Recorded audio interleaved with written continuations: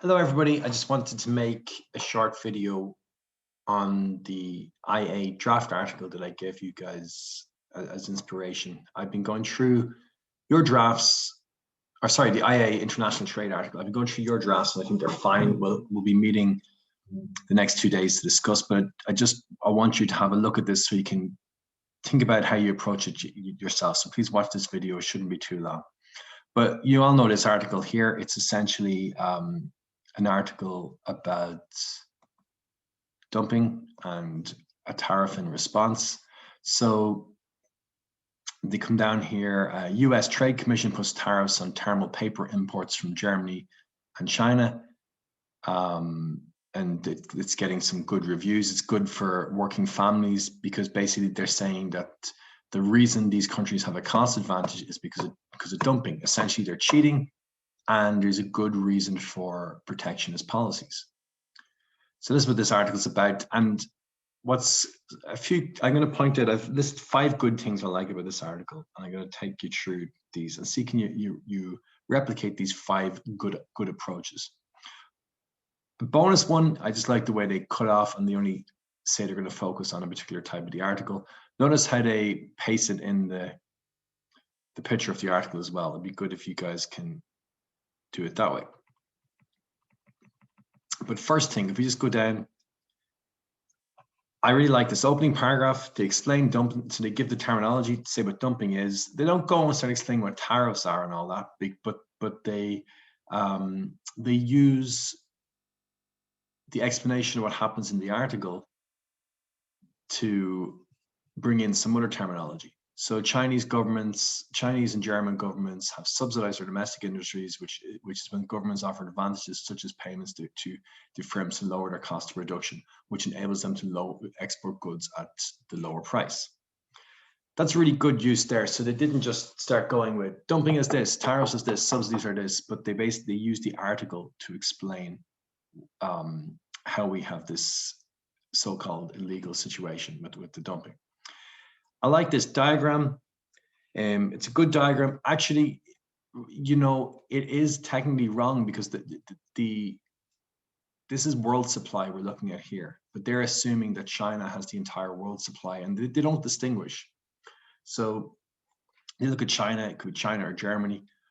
I think an additional thing you could do is just mention in your article if you're doing something on dumping, just say, well, although we're looking at the world supply here, we're just going, although we're drawing the diagram for the world supply, we're saying this is approximate because China is such a large supplier that it makes up a large share of the world supply.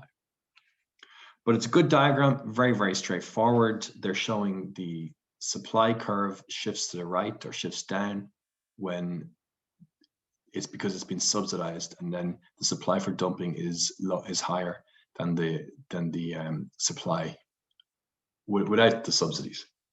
So that's the second good point, a good diagram, and they explain the diagram here in the context of the article. Then I really like this next section here, because this is where there's a really strong application. So even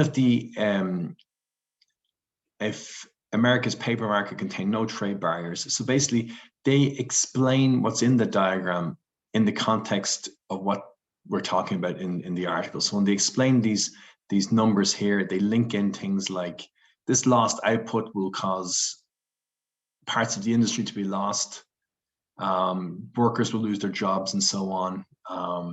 Chinese production would have gained and more Chinese workers employed. So notice what they do, or this guy does. They link in the article with the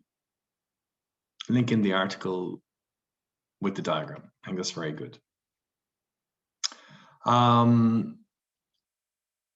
Then there's more of that here.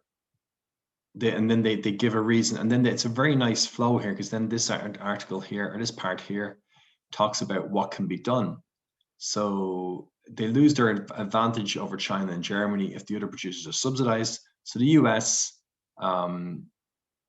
to protect their industry, then one thing they can do is introduce a tariff. So he talks about the logic. So remember, we talked before, there's a potential problem here, there's a dumping, and a potential solution is the tariff. And then we introduce this diagram, and it's very straightforward. I mean, this is just essentially the same diagram, just a bit of relabeling and just the arrows. I think there's a good analysis of this diagram offered in the next page. I mean, here, good analysis, they talk about the deadweight loss. What's really good as well, they talk about, they did a little bit of evaluation here as well, or a strong analysis, I would say. So they argue whether we actually believe this is an efficiency loss. We had this deadweight loss. Is it an efficiency loss? Because yeah, because you know, if China, if they were getting subsidies already to make them lower price, they weren't the most efficient. So it's kind of incorrect to say that it should have been subsidies. That's the argument there. Or sorry, it's kind of it could be incorrect to say that there's a deadweight loss. So that was good. And then they talk more about the two triangles. So think about this. When you're talking about the impact of tariffs, focus on the two triangles, because that's the losses.